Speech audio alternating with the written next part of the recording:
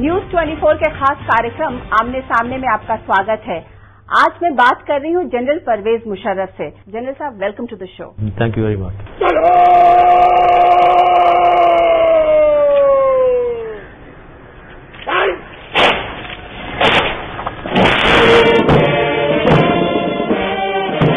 General Pervez Musharraf Pakistan की सरजमीन का एक ऐसा चेहरा जिसे बच्चा बच्चा जानता है और हर बड़ा या सही या गलत मानता है।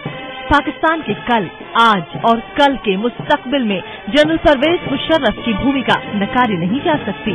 पाकिस्तान के मसाइल, चाहे वो आतंकवाद हो, तालिबान की धरपकड़ हो या फिर दुनिया से पाकिस्तान के रिश्ते संवरने और बिगड़ने की कहानी, ये नाम परवेज मुशर्रफ हर जगह जरूर आएगा।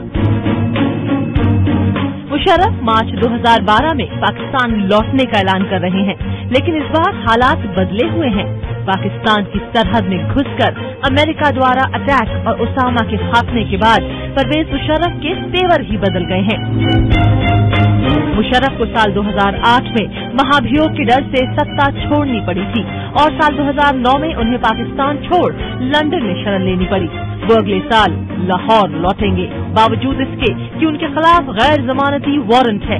अटकलें हैं कि जनरल परवेज मुशर्रफ को अमेरिका की तरफ से पाकिस्तान वापसी की हरी झंडी मिल गई है और दूसरी ओर मुशर्रफ ने अपने कट्टर विरोधी नवाज शरीफ के भाई और पाकिस्तान में पंजाब प्रांत के मुख्यमंत्री शहबाज शरीफ से हाथ मिला लिया है, जिनकी अपने भाई नवाज शरीफ से पिछले 1 साल से अनबन है।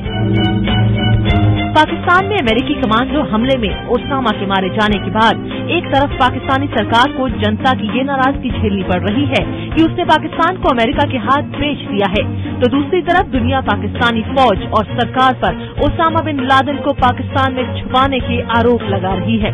ऐसे में मुशर्रफ का पलड़ा हालात ने खुद ब खुद भारी कर दिया है।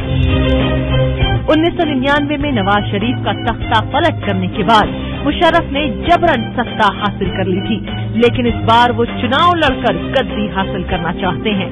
भारत के खिलाफ करगिल युद्ध के मास्टरमाइंड माने जाने वाले परवेज मुशर्रफ भारत पाक दोस्ती की भी तमन्ना रखते हैं। आज आमने सामने में अनुराधा प्रसाद के साथ हैं जनरल परवेज मुशर्रफ, जिनसे आज हम बेखौफ और बेझिझक होकर सवाल पूछेंगे, क्योंकि कुछ जवाब ऐसे हैं जो सिर्फ उन्हीं के पास हैं। ये बताइए कि आज की डेट में पाकिस्तान क्या अपने वर्स्ट क्रेडिबिलिटी से गुजर रहा है?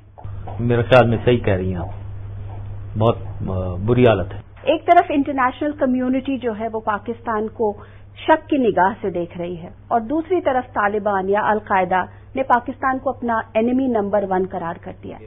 तो दोनों के बीच में पाकिस्तान कैसे फंस गया है? यही तो पाकिस्तान को चाहिए कि दुनिया को वो सही तरीके से एग्जैक्टली इसी बात की बात करे कि ये क्या इसमें आयरनी नहीं है, कोई कॉन्फ्लिक्ट नहीं है कि एक तरफ से तालिबान भी हमारे खिलाफ हैं, दूसरी तरफ से लोग भी हमारे शक कर रहे हैं कि हम उनसे मिले हुए हैं। लेकिन ऐसा क्यों हो गया कि आज की डेट में पाकिस्तान की जो लीडरशिप है वो इस बात को कन्वे नहीं कर पा रही? ईमानदारी से, सच्चाई से सामने बोलना चाहिए, फिर आपकी एक इमेज बनता है। इमेज बनाना इंसान का और लीडर का आसान नहीं होता दुनिया में, वो इन चीजों से बनता है कि भाई ये आदमी झूठ नहीं बोलता है। तो अगर आप कंटिन्यूसली कवर अप कर रहे हैं और इधर उधर ब्लफ गेम खेल रहे हैं तो आपकी रेपुटेशन एक बनती है कि ये ब्लफर टाइप है, तो फिर आप किसी को नहीं कन्विंस कर सकते। पाकिस्तान के कुछ लोगों से मेरी बात हो रही थी तो वो ये मानने को तैयार नहीं थे कि जो अभी ऑपरेशन हुआ है ओसामा उसमें ही मारा गया है। मैंने भी जब आपसे पिछली दफा बात की थी तो आपने ये कहा था कि पता नहीं ओसामा शायद मेरे ख्याल से मर गया होगा। It is the responsibility of the United States to prove, ये एविडेंस दें क्लियर दुनिया को कि ये मारा गया है। उनके लिए जो ये कॉन्स्पिरेसी थ्योरिस्ट हैं, और ये बहुत हैं, जो भी ओसामा बिन लादेन का सपोर्टर होगा या वेल विशर होगा या एक्सट्रीमिस्ट हैं, वो ये कॉन्स्पिरेसी थ्योरीज आगे लाएंगे। और ये ऐसे बहुत हैं, और बहुत से पढ़े लिखे लोग भी ये कहते हैं कि भी सारा खेल है। इस किस्म की कॉन्स्पिरेसी थ्योरीज हैं, तो इनको अमेरिका की रिस्पॉन्सिबिलिटी है वो इसको किल करें, क्योंकि मुझे समझ नहीं आती, मेरे दिमाग में ये समझ नहीं आती कौन सी एक वजह है कि वो ایویڈنس نہیں دے رہے ہیں یونائٹڈ اسٹیٹس.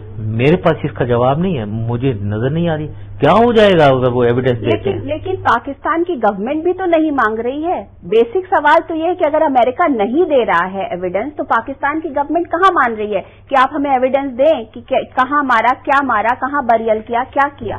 کیونکہ آبویسلی اگر کسی کی ساورنٹی کے اوپر کوشچن ہو رہا ہے تو یہ تو آپ کے دیش کے اوپر کوشچن ہو رہا ہے, لیکن کوئی وہاں سے یہ سوالات نہیں اٹھ رہے. کیا بات ہے؟ اٹھانے چاہیے, سوال اٹھانے چاہیے اور ایویڈنس ڈیمانڈ کرنی چاہیے.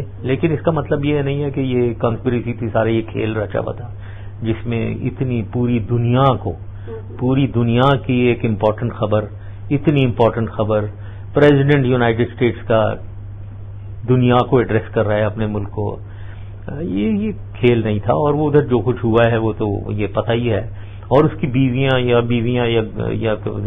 جو بھی خواتین تھیں وہ انہوں نے کہہ دیا کہ تھا, مارا گیا. اور کیا ابھی, لیکن ایویڈنس دکھانی چاہیے, تصویری جینوئن بالکل فول پروف ایویڈنس دکھانا چاہیے امریکہ کو.